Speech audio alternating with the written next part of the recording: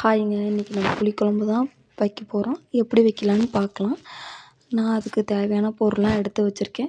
வெங்காயத்தையும் பூண்டையும் உரித்து நல்லா இடித்து வச்சுருக்கேன். ஒன்றுக்கு பாதியாக இடித்து வச்சுருக்கேன். தக்காளி குட்டி குட்டியாக வெட்டி வச்சுருக்கேன். கத்திரிக்காயும் குட்டி குட்டியாக கத்திரிக்காய்னால நான் நிறையா கத்திரிக்காய் எடுத்திருக்கேன். ஒரு முருங்கைக்காய், 2 உருளைக்கிழங்கு எடுத்திருக்கேன். இப்போ எப்படி பண்ணலான்னு பார்க்கலாம்.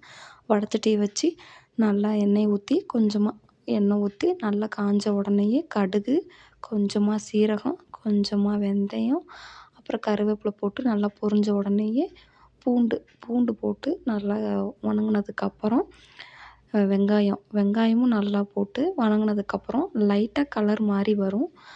இந்த அளவுக்கு கலர் மாறின உடனே தக்காளி போட்டுக்கலாம். தக்காளி வேகிறதுக்கு கொஞ்சமாக உப்பு போட்டு வேக வச்சிங்கன்னா இந்த மாதிரி நல்லா மசிஞ்சு வரும்.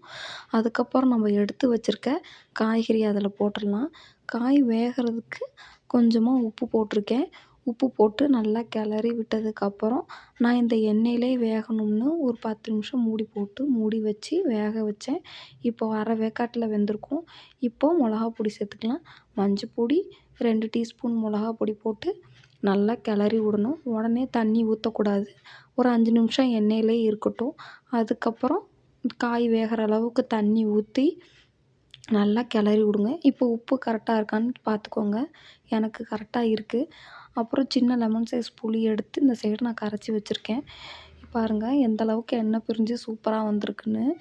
இப்போது நல்லா காய்கறி நல்லா வெந்துருச்சு. இப்போ புளி ஊற்றிக்கலாம். புளி தண்ணி ஊற்றிட்டு கொஞ்சமாக ஒரு 5 நிமிஷம் ஒரு 10 நிமிஷம் நல்லா கொதிக்க விடுங்க. நல்லா கொதிக்க விட்டு இறக்குனிங்கன்னா சூப்பராக ரெடி ஆயிரும். நான் வந்து இது 2 நேரம் சாப்பிட்றனால கொஞ்சம் தண்ணியாக வச்சுருக்கேன். இன்னும் நீங்கள் வத்த வைக்கணுன்னா இன்னும் கொஞ்சம் வத்த வச்சு சாப்பிடுங்க. Okay bye.